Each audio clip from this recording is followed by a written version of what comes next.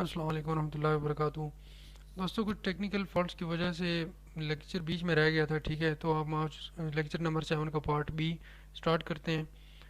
ہم نے بات کی تھی کہ وڈرو ولسن جو تھے اس ٹائم کے امریکن کے پریزیڈنٹ جو تھے، جرمن اٹیکس کی وجہ سے وہ پریشان تھے۔ انہوں نے جرمن کو اس چیز سے روکا، لیکن وہ تھوڑی دیر کے لیے رکے، لیکن 1917 میں جرمنی نے دوبارہ جو ہے وہ اٹیکس کرنا شروع کر دیے۔ اب آفیشیلی یونائٹڈ اسٹیٹ ڈکلیئر وار، انہوں نے کہا کہ اب ہم بھی جنگ کا حصہ ہیں۔ ایکچولی یونائٹڈ اسٹیٹ پہلے نیوٹرل تھا، لیکن جرمنی کی وجہ سے وار کے اندر آ گیا۔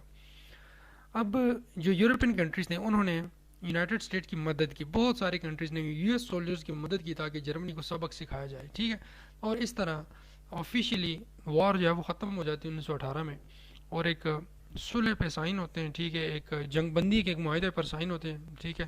ورسائلس کے اندر، جس کو دا ٹریٹی آف ورسائلس کہتے ہیں۔ اس کے اوپر آپ ٹریٹی آف ورسائلس کیا ہے، کیسے ہوئی تھی، یہ لمبی کہانی ہے، آپ اس کو تھوڑا سا دیکھ لیں، ٹھیک ہے؟ یہ یہاں پر ہمارا ٹاپک نہیں ہے، نہ اتنا کوئی امپورٹنٹ ہے۔ اب اس کے بعد جی بنتی ہے the League of Nations. President Wilson had 14 point people plan اور peace plan including the creation of League of Nation. League of Nation کیا ہے؟ ایک آرگنائزیشن بنتی ہے جیسے آج کل کے دور میں یونائٹڈ نیشنز ہے، تاکہ دنیا کے اندر پھڈے ختم کیے جا سکیں۔ اس طرح لیگ آف نیشن بنتی ہے۔ لیگ آف نیشن کے اندر کوئی پرابلمس آتے ہیں۔ لیگ آف نیشن میں یہ ہے، وہ کہتا ہے کہ تمام جو نظام جو چل رہا ہے، آپ جنگ کر رہے ہو، اس کو ختم کرو، ٹھیک ہے؟ لیکن جو یورپین کنٹریز ہیں وہ کہتے ہیں ایسے کیسے ختم کرو؟ جس نے یہ جنگ شروع کی ہے نا اس کو پے بیک کرنا پڑے گا، ٹھیک ہے؟ اس کو تمام لاسز پے کرنے پڑیں گے جو دنیا نے، جو یورپ نے جو وہ دیکھے ہیں۔ اب ان لاسز کا سب سے بڑا فائدہ کس کو ہوا؟ امریکہ کو ہوا، ٹھیک ہے؟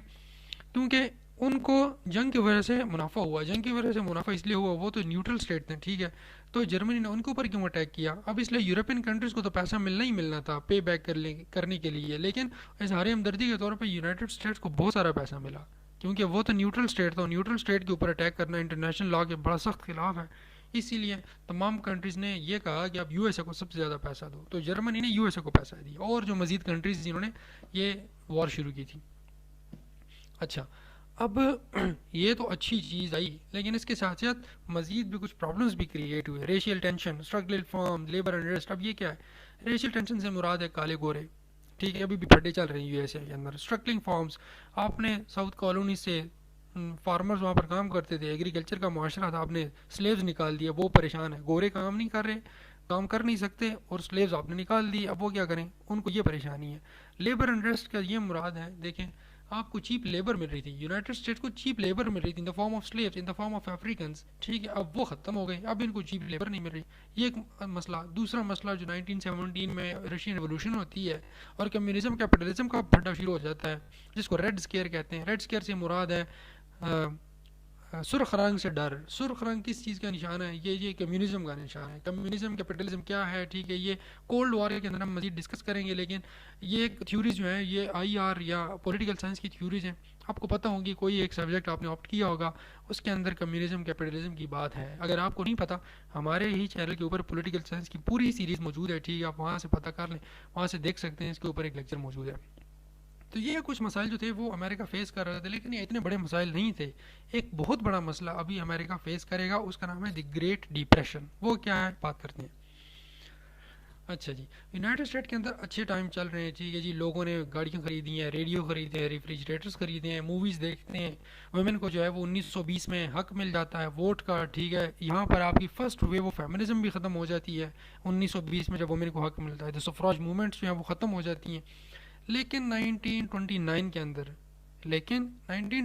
اندر، یہ تمام اچھے جو ٹائم ہے یہ ختم ہو جائیں گے۔ کیوں؟ کیونکہ یہاں پر جناب آپ کا یو ایس اے کا تمام اسٹاک مارکیٹ کریش کر گیا ہے، اور سٹارٹ ہو گیا ہے دی گریٹ ڈپریشن۔ اب گریٹ ڈپریشن کیا چیز ہے؟ اس ٹائم کے جو صدر ہیں ان کا نام ہے ہربرٹ ہوور، اور لوگ اس کے بڑے سخت خلاف ہیں، بہت لوگ کو غصہ آیا ہوا ہے، اور ایک نیو صدر منتخب ہوتا ہے جس کا نام ہے فرینکلن روزویلٹ۔ اب 20% آف امریکن جو ہیں ان کو جابس نہیں مل رہی۔ مسئلہ کیا ہے بھائی؟ گریٹ ڈپریشن کیا ہے وہ دیکھتے ہیں۔ دیکھیں، آپ کو میں نے کہا امریکہ جو بینک ہے، ٹھیک ہے، اس کو بہت سارے پیسے مل گئے، یورپ نے بھی دیے، جرمنی والوں نے بھی دیے، کیونکہ ان کے اوپر اٹیک ہوا تھا، یہ تو نیوٹرل کنٹری تھا۔ اب یورپین کنٹریز بھی امریکن بینکس جو ہیں بڑے ریلائبل ہیں، ان کے اندر پیسہ رکھ رہے ہیں، ٹھیک ہے جی؟ بہت سارے لوگ آگے پیسہ جمع کر رہے ہیں۔ پیسے کیوں جمع کر رہے ہیں؟ लेकिन बैंक के अंदर आप 1 करोड़ रुपए जमा करते हो, साल बाद आपको मुनाफा मिलेगा उसके ऊपर, आप खुश होंगे। पैसा आप किधर लेकर जाओगे, इतने लोगों को पैसा मिला है तो बैंक में ही रखेंगे। अब हुआ क्या, बाकी यूरोपियन कंट्रीज ने भी रिलायबल समझकर अमेरिकन बैंक्स में पैसा रख दिया। अब मिस मैनेजमेंट हुई, अब इतना सारा पैसा मैनेज कैसे किया जाए भाई।